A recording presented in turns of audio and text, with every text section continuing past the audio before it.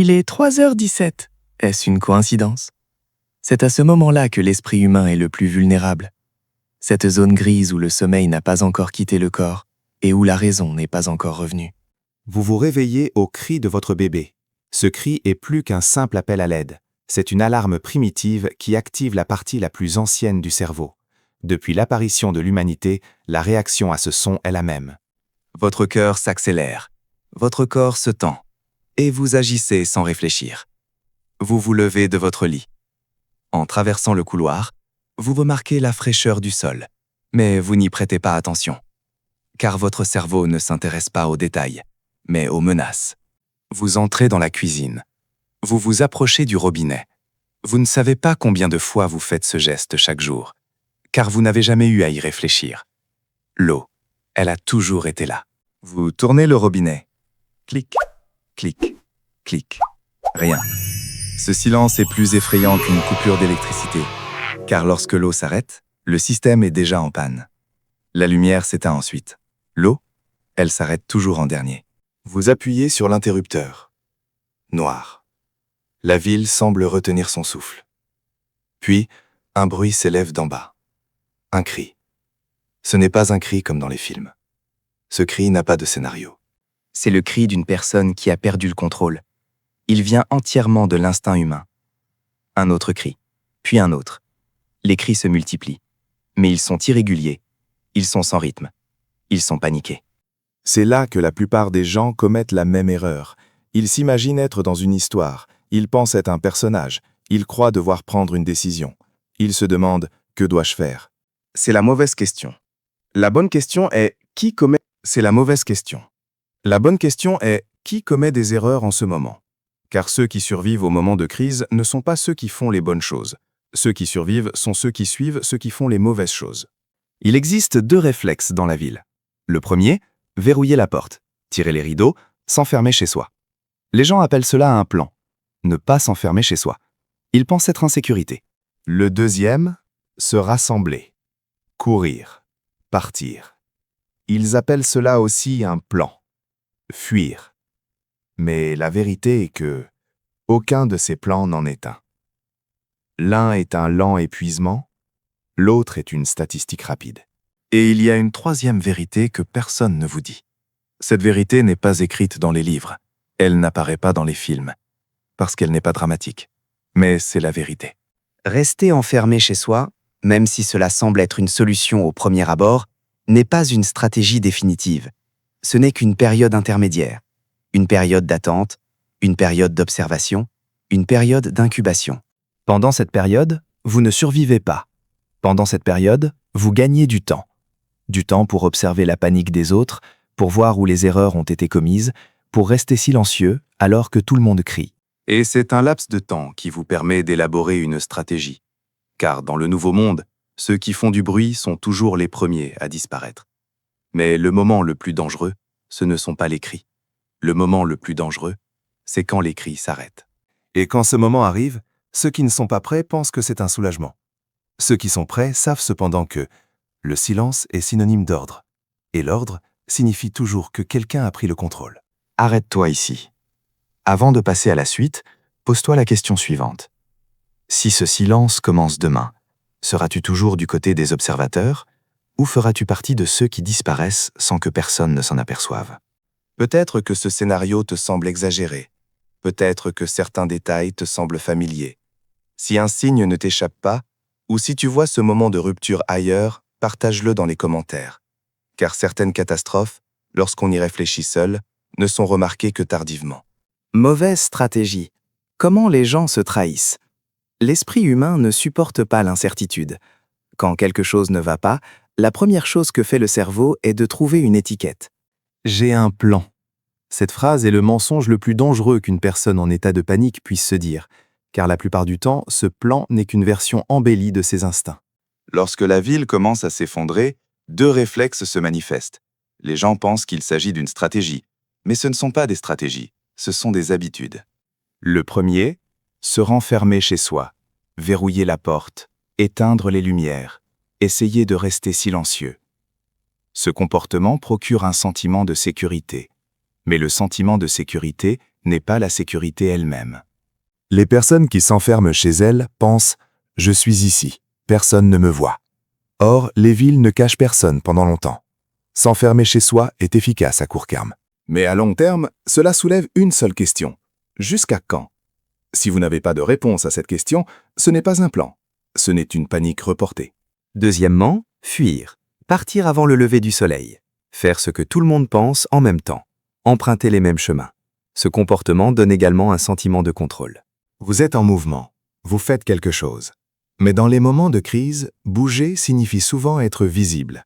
Et ceux qui sont visibles sont les premiers éliminés. Car la panique engendre des millions de personnes qui pensent comme vous. Des millions de personnes qui choisissent les mêmes chemins. Des millions de personnes qui se déplacent aux mêmes heures. Ce n'est pas une fuite, c'est un regroupement statistique. C'est là qu'intervient la troisième réalité, la réalité dont personne ne veut parler. Rester chez soi ou fuir ne sont pas des décisions définitives, ce ne sont que des étapes préliminaires.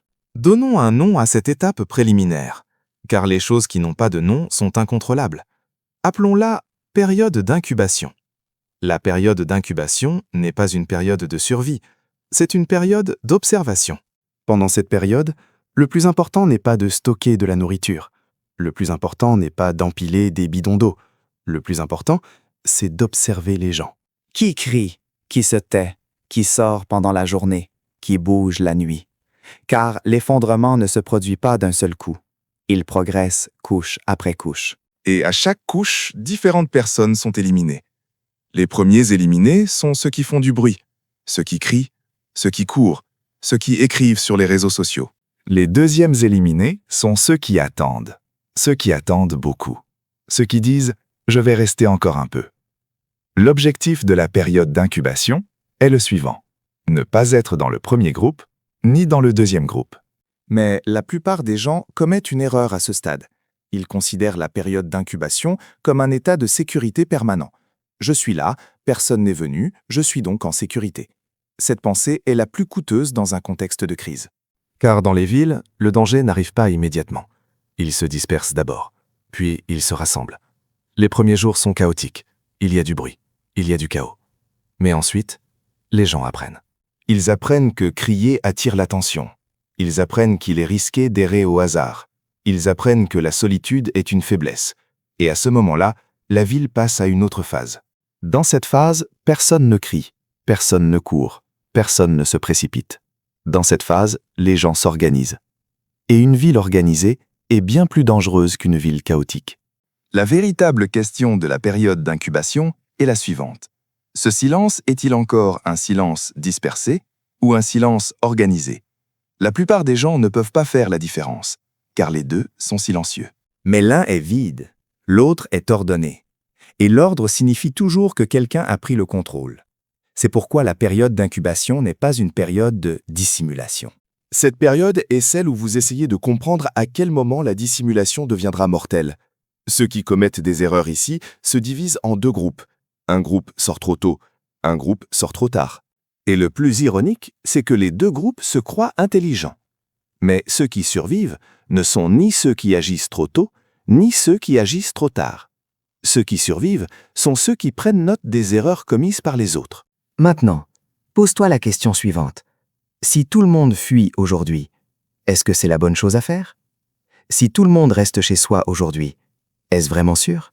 Ou est-ce que ce que fait la majorité, ce ne sont que les erreurs les plus visibles? En dehors de ces deux réflexes, y a-t-il un autre point de rupture qui te vient à l'esprit? Un petit signe que les gens ne remarquent généralement pas, mais qui change tout. Si vous pensez à un tel moment, partagez-le dans les commentaires. Car certaines erreurs ne sont visibles que lorsqu'on les regarde avec les yeux des autres. L'invisibilité, ce ne sont pas les ressources qui tuent, mais les traces. À partir d'un certain moment, tout le monde parle de la même chose. Les ressources, l'eau, la nourriture, l'énergie. Des listes sont dressées, des calculs sont faits. Les chiffres parlent. Mais ce qui tue les gens lors des effondrements, ce n'est pas le manque de ressources. Ce qui tue les gens, ce sont les traces laissées par les ressources. Rien ne disparaît dans la ville. Tout change simplement de place, et chaque mouvement laisse derrière lui un signal, un son, une odeur, une lumière, un rythme. Ce sont des signaux qui se propagent sans que l'on s'en rende compte. Les gens pensent généralement à l'eau, mais pas à l'eau elle-même. Ils ne pensent pas à ce qu'ils font en l'absence d'eau. Lorsque les robinets se taisent, la ville semble encore normale pendant un certain temps. Les gens sont toujours chez eux, ils ont toujours de l'espoir. Mais l'eau est un minuteur silencieux.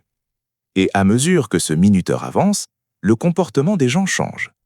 Ils sortent d'abord pendant la journée, puis tôt les matins, puis la nuit. C'est là que la différence apparaît. Chaque mouvement effectué pendant la journée est comme une annonce. Je suis là. J'ai encore quelque chose.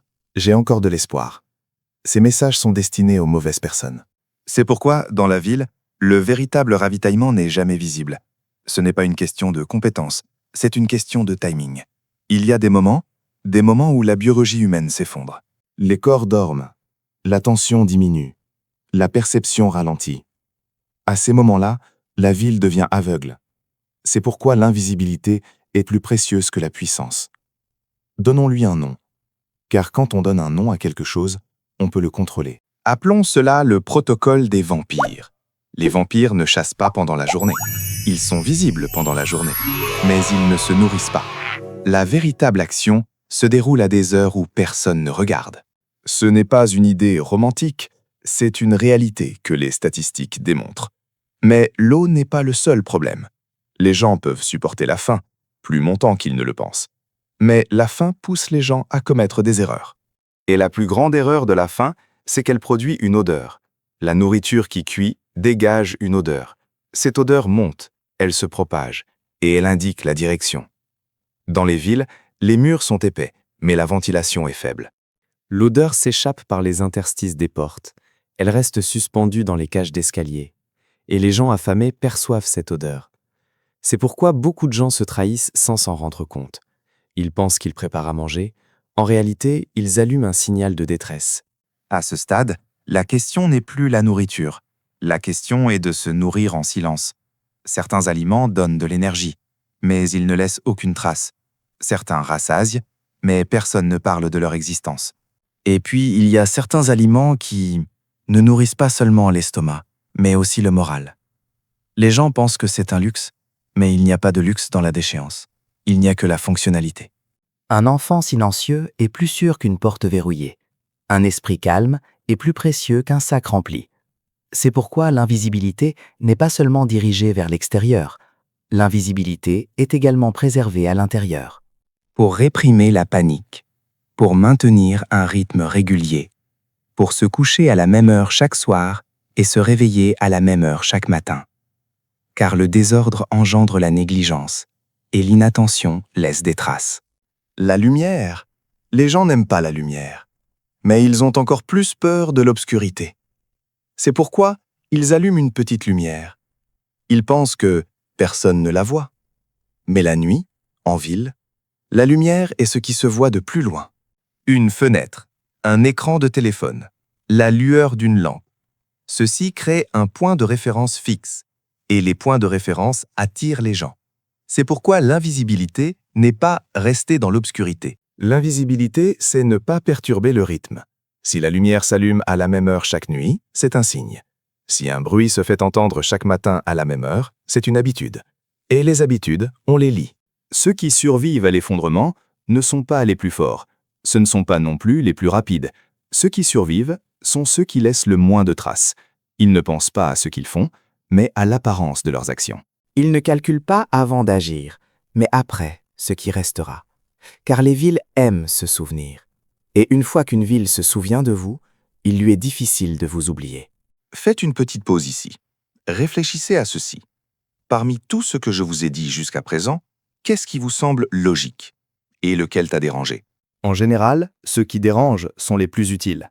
Selon toi, quelles traces les gens laissent-ils le plus lorsqu'ils s'effondrent? Le son, l'odeur, la lumière ou l'habitude? Si à tes yeux, la trace la plus dangereuse est différente, écris-le dans les commentaires. Certaines traces ne sont perceptibles que lorsque d'autres les signalent. Le silence, un danger que tout le monde interprète mal. Les gens interprètent mal le silence. Ils ont peur quand il y a du bruit. Des cris, des bris de vitres, des alarmes, tout cela semble menaçant. Mais en réalité, cela montre que quelque chose est encore hors de contrôle. Le vrai danger, c'est quand les bruits disparaissent. Car le silence n'est pas le vide. Le silence est souvent le moment où l'ordre s'installe. Les villes ne s'effondrent pas en une nuit. Les villes crient d'abord, puis elles se taisent. Et ce silence n'est pas synonyme de soulagement. Cela signifie que les gens savent désormais ce qu'ils font. Les premiers jours, les sons sont désordonnés. On ne sait pas qui est où. On ne sait pas clairement qui veut quoi. Cette phase est chaotique, mais le chaos est temporaire. L'esprit humain ne supporte pas le chaos. À un certain moment, il établit un ordre. Des groupes se forment. Les rôles sont répartis. Certains parlent, d'autres écoutent. Et surtout, certains observent. C'est à ce moment-là que la ville passe à une autre phase. Plus personne ne crie, car crier est inutile. Les vitres ne sont plus brisées au hasard, car les vitres à briser ont été choisies. Les mouvements ne sont plus soudains. Ils sont planifiés. Donnons un nom à ce type de silence, car ceux qui ne connaissent pas cette différence ne survivent pas. Appelons cela le silence organisé. Le plus dangereux dans le silence organisé, c'est qu'il donne l'impression que rien ne se passe. Les nuits sont calmes, les rues sont désertes, il n'y a aucun bruit. Et les gens pensent « je crois que le pire est passé ». Cette pensée est l'erreur la plus coûteuse dans un effondrement, car ce silence est une phase de préparation. Les cibles faciles ont été éliminées. Ceux qui se précipitaient sont épuisés. Ceux qui faisaient du bruit ont disparu. Ceux qui restent sont désormais plus sélectifs. À ce stade, de nouveaux bruits commencent à se faire entendre dans la ville. Mais ce ne sont pas des cris, ce sont des rythmes. Des pas qui se font à la même heure. Des ombres qui se déplacent à la même heure. Des gens qui s'arrêtent devant les mêmes portes. Même les coups frappés aux portes changent. Ils ne sont pas aléatoires. Ils ne sont pas violents. Ils sont réguliers. Ces coups ne demandent rien. Ils n'attendent pas de réponse. Ils ne font que tester une chose. Y a-t-il encore quelqu'un à l'intérieur ?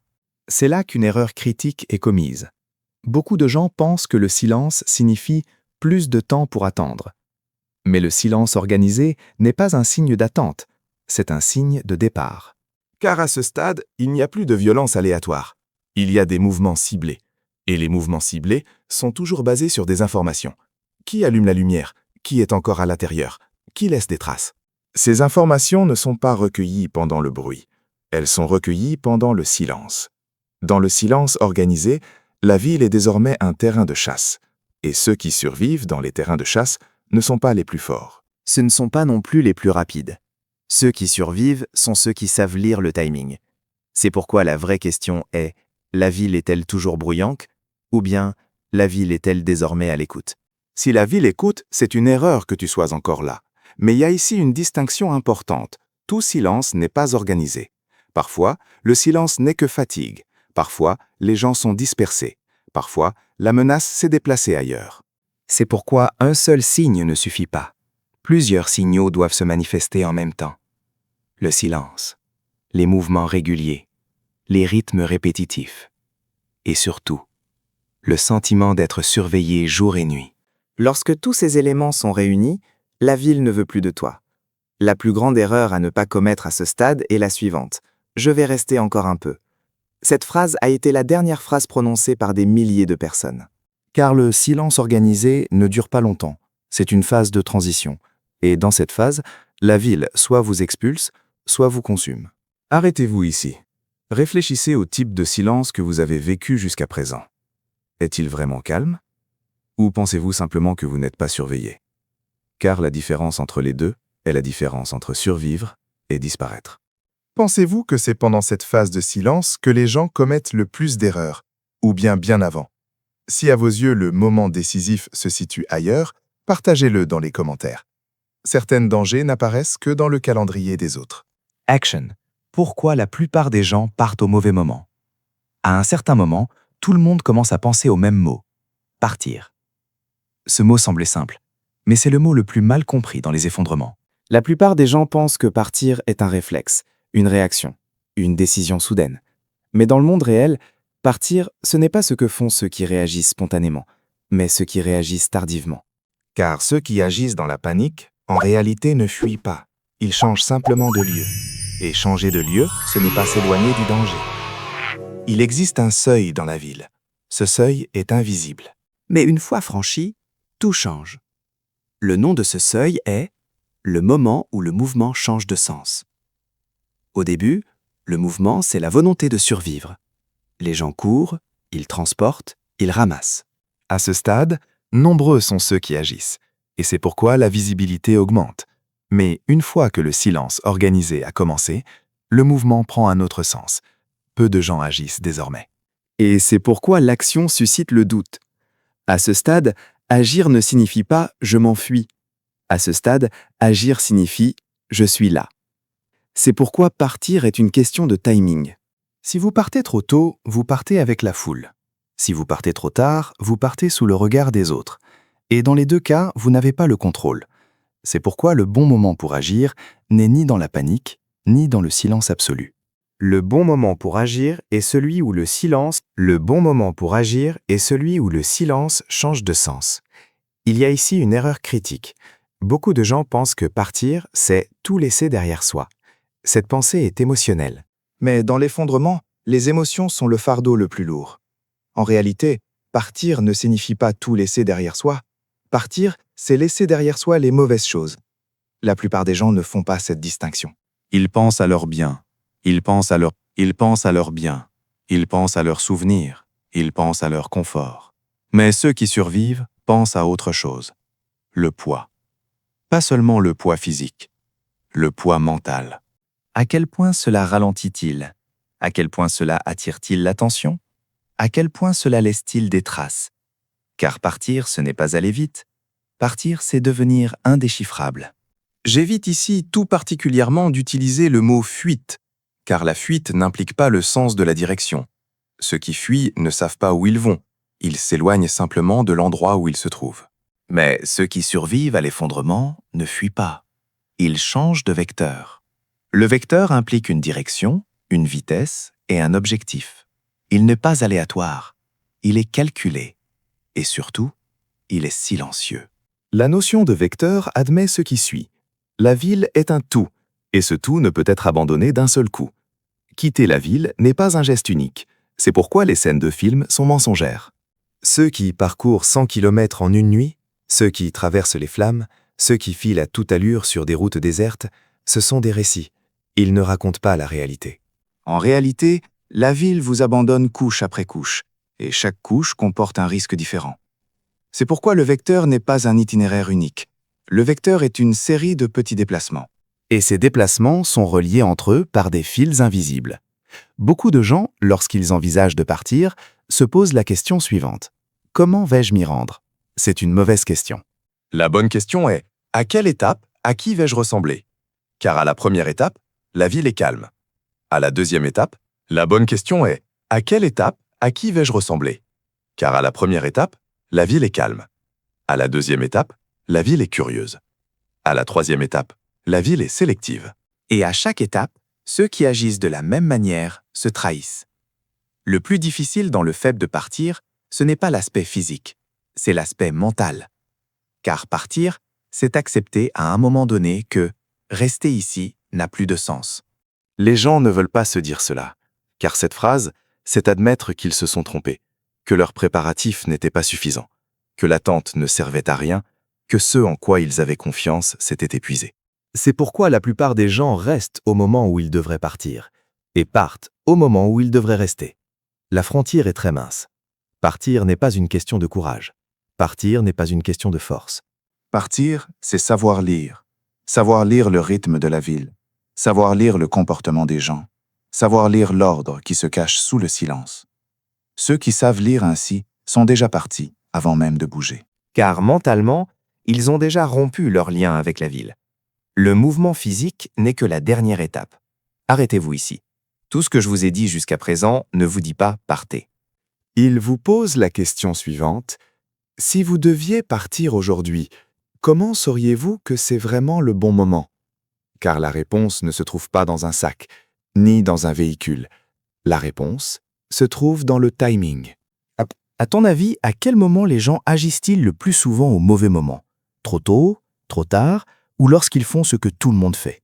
Si ce seuil est différent dans ton esprit, partage-le dans les commentaires. Certaines erreurs de timing ne deviennent évidentes que lorsqu'on les regarde avec le regard des autres. Vector, comment la ville vous quitte? Il n'y a pas de départ de la ville. C'est une expression que les gens utilisent pour se réconforter.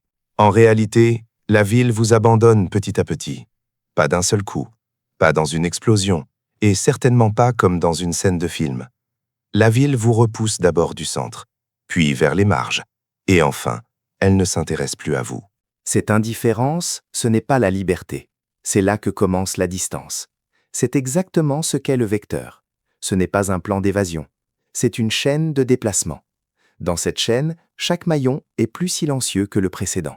Les premiers mouvements se font à pied, car marcher est le mouvement le plus naturel dans la ville. Une personne qui marche ne semble étrange à personne, pendant un certain temps.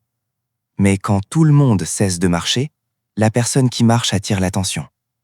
C'est pourquoi le vecteur n'avance pas à une seule vitesse. Il ralentit, il accélère, il ralentit à nouveau. Ce n'est pas un rythme de fuite, mais un rythme d'adaptation. C'est pourquoi le vélo est important, car le vélo est le seul mouvement suspendu entre la ville et la campagne. Il n'est pas très rapide, mais il est plus silencieux que la marche. Il n'est pas motorisé, mais il permet de parcourir de longues distances.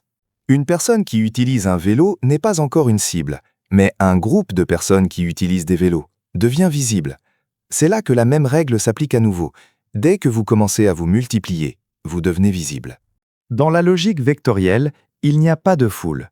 Il n'y a que vous et votre rythme. Les véhicules, c'est là que les gens se trompent le plus. Dans le déclin, le véhicule n'est pas un symbole de liberté. Le véhicule, c'est une responsabilité. Il a besoin de carburant, il a besoin de pièces détachées, il fait du bruit, il laisse des traces, et surtout, cela crée des attentes. Les grosses voitures racontent de grandes histoires. Les voitures modifiées crient « j'ai quelque chose ». Mais le vecteur, il ne raconte pas d'histoire. Le vecteur, il veut être oublié. C'est pourquoi les voitures les plus sûres sont les plus ennuyeuses. Gris, courant, oubliables. Car survivre à l'effondrement, ce n'est pas une question d'être intéressant, mais d'avoir l'air insignifiant. En s'éloignant de la ville, on remarque quelque chose. Le bruit diminue, la lumière diminue. Mais l'incertitude augmente, car plus personne ne vous guide. Il n'y a pas de panneau, il n'y a pas de règles, il n'y a pas de garantie. À ce stade, beaucoup de gens veulent faire demi-tour, car l'inconnu est plus effrayant que le danger connu. Mais faire demi-tour est l'erreur la plus coûteuse, car la ville, une fois qu'elle vous a laissé tomber, ne vous reprendra pas une deuxième fois. C'est là qu'intervient la dernière règle du vecteur, la distance. La distance n'est pas seulement une question de kilomètres. La distance, c'est la densité de population. Plus vous vous éloignez de la foule, plus vous vous éloignez de la violence. Plus vous vous éloignez de la violence, plus la visibilité diminue. Et lorsque la visibilité diminue, vos chances de survie augmentent. C'est pourquoi l'objectif final n'est pas de trouver des refuges romantiques. L'objectif final est de trouver des endroits où personne ne se presse. Arrêtez-vous ici. C'est pourquoi l'objectif final n'est pas de trouver des refuges romantiques. L'objectif final est de trouver des endroits où personne ne se presse. Arrêtez-vous ici. Le vecteur dont je vous ai parlé jusqu'à présent ne vous indique pas un chemin. Il t'apprend quelque chose. Tu ne t'échappes pas de la ville. C'est la ville qui te laisse partir. Et ce départ ne se produit que si tu marches au bon rythme. À ton avis, à quel état? Delamet.